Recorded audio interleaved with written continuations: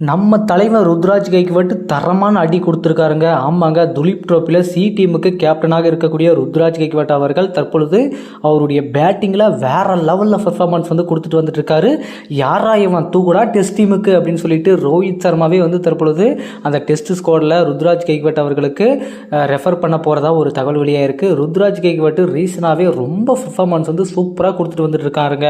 Vijay Hazare trophy ஆகட்டும், IPL ஆகட்டும், அதுக்கப்புறம் இந்தியன் டீமில் ஆகட்டும், எல்லாத்துலேயுமே ரவுண்டு கட்டி வேறு லெவலில் பெர்ஃபார்மன்ஸ் வந்து கொடுத்துட்டு வந்துட்டுருக்காரு. ஸோ எங்களை வந்து நீ வெளியே அனுப்புறதுக்கான எந்த ஒரு ரீசனுமே அவர் வந்து விட்டு கொடுக்கல. பட் இருந்தாலுமே அவரை வந்து வெளியே தான் வச்சுருக்காங்க. இன்னி வரைக்குமே இந்தியன் டீமில் உள்ளே கூட்டிகிட்டு போகல. ஏன் அப்படின்றதான் கேள்வி. ராகுல் டிராவிட் இருந்த வரைக்கும் அவரை உள்ளே போட்டாங்க. கம்பீர் வந்த உடனே அவரை வந்து புறக்கணிச்சிட்டாங்க. என்ன நடக்குது, அப்படி என்ன பஞ்சாயத்து? சிஎஸ்கேவில் இருக்கக்கூடிய பிளேயர்ஸ் எல்லாருமே ஓரங்கட்டுற அளவுக்கு கம்பீர் அப்படிக்கு என்ன வஞ்சத்தை வச்சுருக்காருன்னு தெரியல. ஒருவேளை தோனி கீழே விளையாடுறதுனால அவருக்கு வந்து இப்படி ஒரு கோவத்தில் இருக்காரோ என்னமோ தெரியல. கம்பீர் மட்டும் இந்த வாய்ப்பு வந்து ருத்ராஜுக்கு கொடுக்கல. எல்லாருமே விமர்சனம் பண்ணி கடைசியில் அவருக்கு வந்து வாய்ப்பு கொடுக்க வேண்டிய சூழ்நிலைக்கு தள்ளப்பட்டுருவாருன்றதான் முக்கியமான விஷயம். ஏற்கனவே ஸ்ரீலங்கா கிட்ட T20 சீரியஸில் வந்து அவரை வந்து ஸ்குவாடில் எடுக்காமல் புறக்கணிச்சிட்டாங்க. ஜிம்பாப்வே ஸ்குவாடில் வந்து அவர் தான் நல்லா பர்ஃபார்மன்ஸ் பண்ணார். உண்மையாக சொல்லணும்னா சீரியஸாகவே நல்ல ரேங்கில் இருக்கார். 8வது இடத்துல இருக்கும்போது அவரை எப்படிங்க நீங்கள் ஐசிசிலே நல்ல பிளேயராக இருக்கும்போது அவரை எப்படிங்க நீங்கள் வெளியே விடலாம் அப்படின்னு கேள்வி கேட்டாங்க. ஜஸ்டிஸ் ருத்ராஜ் அப்படின்னு சொல்லிட்டு ஒரு ஹேஷ்டாக் வந்து ட்ரெண்ட் ஆகிட்டு இருந்தாங்க. பட் இருந்தாலுமே அதுக்கப்புறம் நிறைய விஷயங்கள் வந்து சொன்னாங்க. செலக்டர்ஸ் அஜித் அக்ரகாரை வந்து சொன்னார், இப்படி தான் செலக்ட் பண்ணியிருக்கோம், இப்படியெல்லாம் எங்களுக்கு தேவைப்படுது அப்படின்ற மாதிரி ஏதோ கதையை வந்து விட்டுட்டு இருந்தாங்க. பட் இருந்தாலுமே ருத்ராஜ் கைக்வாட் அவர்கள் தரமான பிளேயருங்க. கண்டிப்பாங்க கோலி இடத்துல கம்பேர் பண்ணி பார்க்கும்போது கண்டிப்பாக கிளாசிக்காக ஆடுறாருங்க.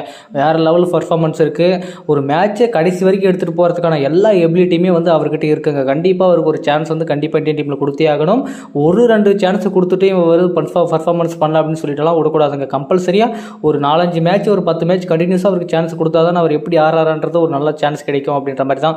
இப்போ பார்த்தீங்கன்னா கில்லு வந்து சரியாக பர்ஃபார்மன்ஸே பண்ணலாம். பட் இருந்தாலும் அவருக்கு வந்து நிறைய சான்ஸுகள் கொடுத்தாங்க. அந்த மாதிரி வந்து ருத்ராஜ் கைக்வாட்டுக்கும் ஒரு வாய்ப்புகள் வந்து கொடுத்தாருன்னா கண்டிப்பாக நல்ல பர்ஃபார்மன்ஸ் பண்ணுறதுக்கான வாய்ப்புகள் நிறையவே இருக்குது. அந்த அளவுக்கான குவாலிட்டியும் அவர்கிட்ட இருக்குது அப்படின்ற மாதிரி தான் எதிர்பார்த்துருக்காங்க.